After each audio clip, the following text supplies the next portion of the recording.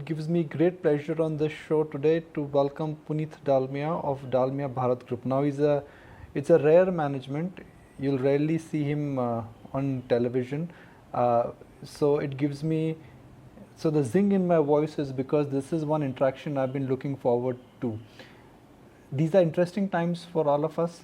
One side, we are recovering from the aftermath of the COVID wave, and on the other side, there is a new dawn which is staring at us in terms of growth, recovery, and also where corporate balance sheets and demand is headed. Puneet, fantastic to have you back. Thank you for joining us. These are extraordinary times. Now we can look back and feel the pain because of COVID, or we can ignore the pain and talk about the bright future which lies ahead. This COVID wave has really affected all of us, but thank God it's subsiding, and hopefully we are out of it. And I hope India will really truly achieve its potential in the coming years. So we are quite excited about it and pray to God that the worst is behind us. Last 3 quarters have been extraordinarily strong for commodity producers, whether it is steel or cement. Major companies are talking about capex. Pricing discipline is coming back. Profitability is like never before. Do you think both demand and pricing trend is here to stay? So look, I mean, when the lockdown happened in March 2020, there was a lot of uncertainty. There was, labor migration, there was lockdown, and everybody was worried whether construction activity will continue or it will come to a grinding halt. But we saw a V-shaped recovery in construction, and it was surprising to us because we never thought that India will bounce back so quickly. And we found that in rural areas, people were building extra rooms or they were building extra houses because they wanted social distancing. And थोड़ा rural India में ये हो गया था कि शहर की बीमारी है तो थोड़ा distance रखना better है, वहाँ पे land की कमी नहीं होती है. So people were building and we saw great demand. We also saw huge infrastructure demand. And I think, driven by these two factors, housing and infrastructure, I think the demand trends are strong and sustainable in India. I also think that the fact that the world wants an alternative to China to serve the global supply chain is going to drive a huge capex cycle in India, which is just starting right now. And this, along with the Atmanirbhar vision of the Honorable Prime Minister, India will have to build world-class infrastructure at a very rapid pace. So infrastructure and housing demand is here to stay. We see them as strong and sustainable demand drivers. And in the long term, we are extremely bullish on India. Nikunj, having said that, if you see in the last almost 75 years of independence, India has become the number 5 economy in the world already. And I'm sure in our lifetime, we will see India as the number 3 economy of the world. And if you look at the past, in 1500s, India's GDP was 25% of the world's GDP. Right now, it is still, even after becoming the 3rd largest economy, still under 10%. So there's huge headroom for growth. And we are very excited that there are long-term drivers which will drive demand growth in India as India participates in becoming one of the foremost economies in the world.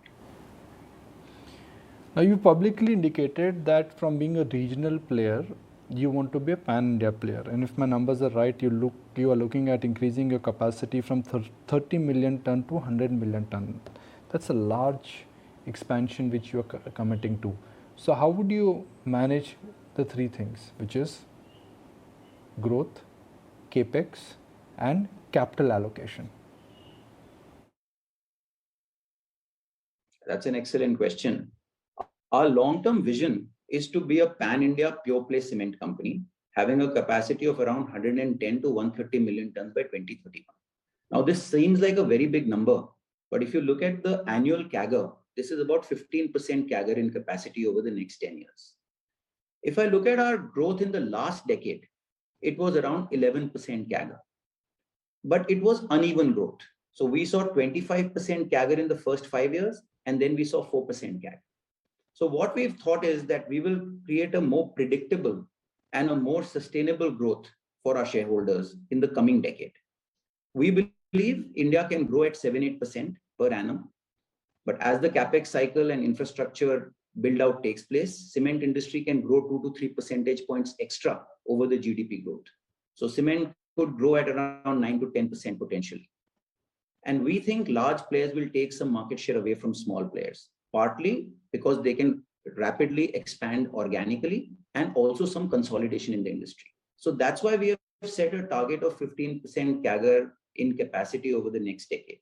We also think that India has high headroom for growth. Currently, the per capita consumption of cement is 200 kilograms per capita compared to a global average of 500. So we think there is enough headroom for demand growth driven by infrastructure and housing. And to meet this 110 to 130 target by 2031, our immediate plan is to go to 36 million tons by March 22, 48.5 million tons by March 24. And then we are going to announce a 60 million ton plan by sometime around March 25 or 26. So we are putting some milestones in place to achieve this 15% CAGR. This we will achieve with a strong balance sheet, and we will not take our net debt to EBITDA above 2 times while pursuing this growth. So allow me to put a very realistic concern, and the realistic concern is that cement at the end of the day is commodity. Now we all are feeling happy because cement prices and commodity prices are looking strong, but the reversal has been that what happened to commodity prices between 2015 to 2018-19. How can you be confident of cash flows when ultimately you are a commodity company? No, you are absolutely right, Nikunj. And I think for this, we have thought of a planned organic growth. So most of this growth is going to come by organic expansion, which is easier to predict, which is also lower cost. And if there is a mismatch in cash flows, you can always pace the expansion by a few years. So I think most of this expansion is going to come in an organic way. However, we also believe in the consolidation story. And there are times when company will have a strong balance sheet to invest in inorganic growth and consolidate. For that, we have kept some space for acquisitions as well. But net debt to EBITDA is not going to go above 2, only except if there are very strategic, interesting inorganic opportunities available. And even in that case, if we breach it, we are going to bring it down back to 2 within a definitive time frame. So we have planned for good times as well as bad times. We have seen this in commodities, and we will pace our organic expansion if cash flows are not good. But we are going to keep the debt to EBITDA within a guiding rail that we have already defined. Planning to differentiate yourself. Now there is Aditya Birla Group which is going for size and scale. There is Shree Cement which is going for cost and efficiency. They have the lowest power generation. Their innovation both in terms of changing their feedstock dependability is quite commendable. How will you differentiate? So I think in this business, if you have to remain relevant, you need to have some scale. You can't be a marginal player and have pricing power in any market. So one of the guiding principles that we have set for ourselves is that we will be a sizable player in any market that we operate. And a sizable player means between 15 to 25% market share, at least. So only then you get pricing power, you can invest in distribution, and you can build a brand. So I think that is part one. Part two, I think in any commodity business, you have to go down on the cost curve. You have to be able to be the last man standing. We are investing very heavily on the cost side. And there are 3-pronged strategy that we have adopted to further reduce our costs by around 10 to 15%. So we are looking at reducing our power costs by investing in waste heat recovery systems and solar power. We are looking at substituting fossil fuel by alternate fuels like municipal waste, industrial waste, agricultural waste, etc. I think this will bring down our fuel cost and reduce dependency on fossil fuel. And we are going to invest in electric vehicles and mining equipment and distribution, which will again hedge us against diesel costs and oil costs increase. So I think we are following a strategy of reasonable scale in every market along with a lower cost curve. Having said this, I think the biggest differentiation for Dalmia is going to be sustainable and profitable growth. So we are going to be very, very responsible towards the environment. Our carbon footprint today is one of the lowest in the world. We are around 497 kilograms of CO2 per ton of cement. That's our carbon emission. This is around 15% lower than the India average, and it is around 25% lower than the global average. So I think we are going to continuously focus on bringing down our carbon footprint. In fact, we were the first company to announce that by 2040, we will be net carbon zero. We were the first cement company in the world to announce it. And we keep on reminding ourselves every quarter in terms of how we are making progress towards this. So by 2025, we will be close to 400 kilograms from instead of 497 today, which is a 20% reduction. And by 2030, we will go below 400. And then we are charting a path on how we can go to zero carbon by 2040. We have allocated 10% of our operating cash flows towards investing in developing and adopting green technologies and innovative technologies. So I think that will also, we are watching the space. There are lots of innovation happening in the world, and we are going to be a very environment friendly company, even though we will grow in scale quite substantially in the next 10 years. So let me take a leap of that ESG point then. How are you planning to implement the ESG framework? Because that in a sense is now the most important benchmark for any entrepreneur in order to keep their commitment towards the ESG framework and also to enhance shareholder value. Yes, absolutely. I mean, E is one part of ESG. So I think we are one of the greenest companies on the planet, and we are going to continue to come down the carbon curve. But I think absolutely right. On the social side also, I think we want to make sure that we have impact on the communities around our plants. We are already doing a lot of work in skill development, which ensures livelihood to people. We are also doing work in ensuring, green energy for them. So we are investing in, solar power plants, which can give energy, micro solar. We are also looking at how we can ensure that there is enough water availability. So we are looking at impacting communities in a way that their standard of living rises and their quality of living also improves. So I think on the social side, it's a very important area for us. On the governance side, of course, I think we want to build a world-class, governance, strong board, very strong culture in terms of, a young management team driven by a strong value system with a long-term focus on value creation. So I think all these three aspects are going to be very important in our strategy for long-term value creation. Do you see, and again I'm doing that good old comparison of steel and cement, like in steel, a lot of steel companies are moving from B2B to B2C. It is trying to create a brand around steel.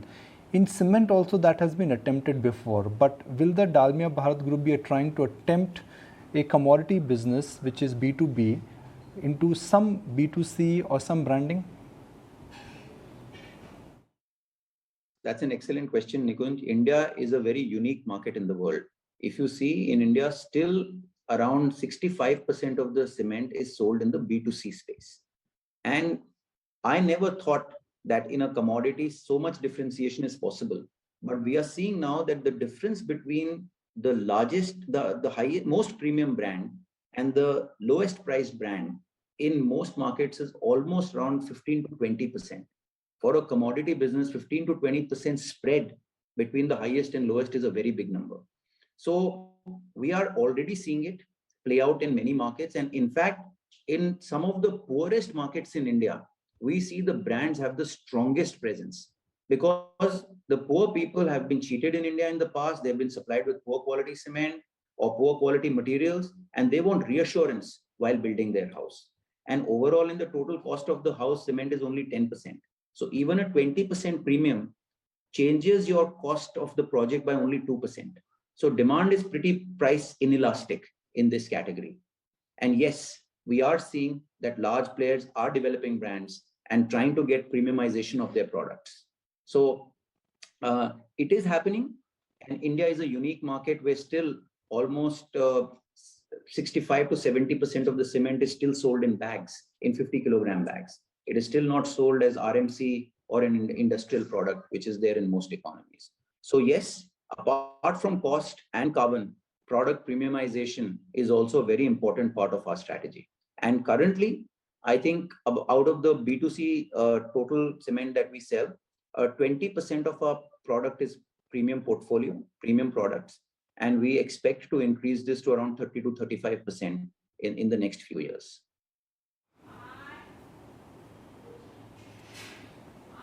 Now, for an entrepreneur, 3 year is medium term and you need to have a 10-year vision. Looking at the proposed cement capacity in the next 3 years, which is what markets would focus on, investors would focus on, do you see demand outstripping supply? Because demand has suddenly come back and the supply and the new capacity addition could lag. It could be 12 to 18 months. Some delays have also happened because of COVID. I don't think so. I think people have large players have announced capacity expansion plans, and given the cash flows and the pace at which people are deleveraging their balance sheet, more plans will get announced. I think overall the industry utilization is 70% approximately right now, and I think it will trend towards 80-85% in the next few years. But I don't think that we are going to have a cement shortage in India. I think large players have enough. Projects that they can bring to market fairly quickly, and I think people are going to put capacity ahead of the demand, coming back. One of the biggest challenges for the cement sector is their dependence on raw material pricing in terms of volatility. Now, that's the nature of the business.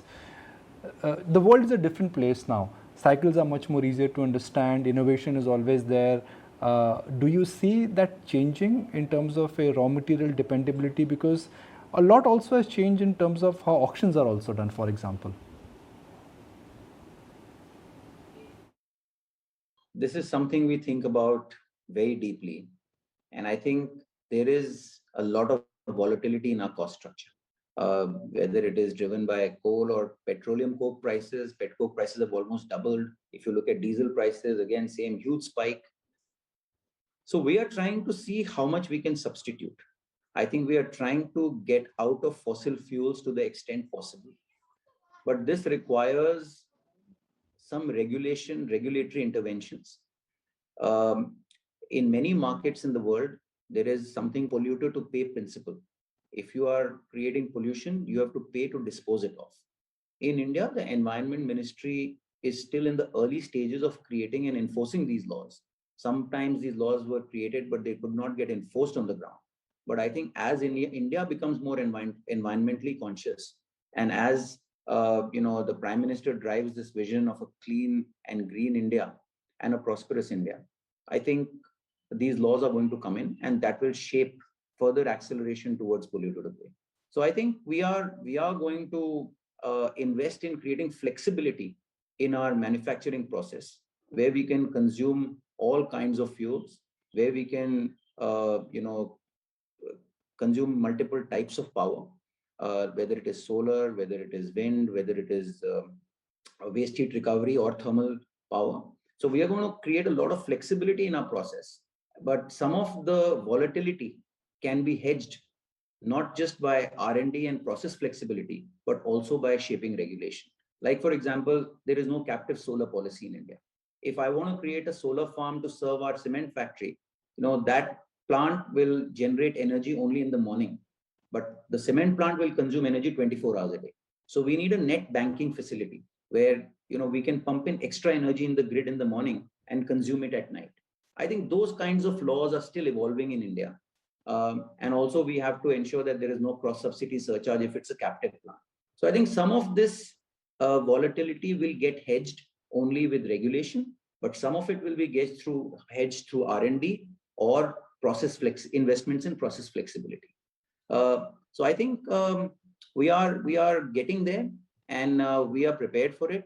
As and when whatever we can do now, we are doing. So, for example, our green power percentage is going up from 5 to around 30% in the next few years. Our fuel substitution is currently 9%. We want to take it to 25% in the next few years. And for these two initiatives alone, we are investing around 1,000 to 1,200 crores in the group. So partly, I think we can do it ourselves, but partly it has to be driven as and when the regulation is ready. Okay, before we wrap, I'm going to take the clock back and talk about one of the first stories I did at the beginning of my career as a cub reporter when I covered you as a tech entrepreneur. That is the Puneet Dalmia I met as a tech entrepreneur. Very few people actually know about it. Given what is happening in the startup world, what is your sense? You were one amongst the first to actually created a company and then sold it. Now, what you created is happening in terms of a large trend and a wave in the startup world now. I'm sure you track it. I miss it too much, Nikunj. I mean, actually, I will tell you a personal story. I had proposed to my father a 500 crore capex in 1999. And this was a brownfield capex in our Tamil Nadu plant. And he told me that who's going to do this capex? I told him I'm going to do it. And he says, Puneet, I can't put 500 crores behind you. I asked him why. He says, you have no credibility. That's why.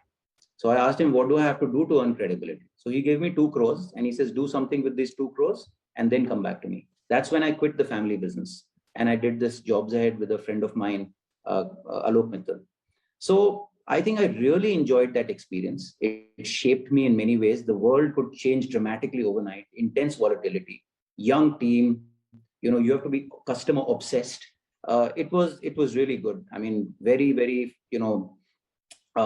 stimulating, very innovative, and very high energy world. And when I sold Jobs Ahead and came back to the family business, it was a totally different culture. Very stable, very efficiency focused, very engineering focused, not too much innovation. People wanted stability. So I think the scale was enormous, no doubt about it. But I think I really, really miss the startup world. I think it is a tribute to Indian entrepreneurs that I'm seeing. India always had enormous potential, but the people who had ideas in India had to go to US to actually, get the potential of those ideas. In my batch from IIT Delhi in 1995, almost the 90% of the batch went to US. But I'm really happy that India now is creating a startup ecosystem where people with ideas can thrive and create value. I mean, it is heartening to see stories like Zomato where, people from, modest backgrounds, a son of a teacher, and can create so much value just because there was ideas, there was hard work, and there was passion. So I think it's a tribute to Indian entrepreneurship, what is happening in India. I'm super excited about it. I'm happy that people can stay in India, create innovation, and serve society. And this young generation of entrepreneurs will inspire hundreds of more people, who don't have access to opportunity. And I think this is what is going to take India to the number 3 economy in the world in the next decade. I think we have to just unshackle these people and give them opportunity, and India will be unstoppable. So I'm really delighted what's happening. I miss it, and hopefully I'm going to do something in this area in my private through my private investments in the family office. What happened to that 500 crores finally? Did your father agree to give you 500 crores then after this tech exit? Yes. After I came back, we got a lot of freedom. And they said, look, stay within a certain, net debt to EBITDA. But we made a lot of changes in the company. I mean, we got KKR. We had never had anybody else on the cap table. We built a totally new management team. We built there were new board members that we got in. So even we created a new corporate structure. We created pure play companies, separate cement company, separate refractory company, separate sugar company. So I think we got a tremendous amount of support. The only guardrails that we were told is don't take too much debt and keep the strong value system of the family which you have inherited from generation. So I think we got tremendous support and tremendous freedom after that. And I think we took some risk which we were not used to taking. But given where India has gone, I think we have been very lucky and very blessed that we've had a good team and great support from the family to take this business forward. Well, Puneet, fantastic to have you back on it, and certainly hope to see much more of you going forward.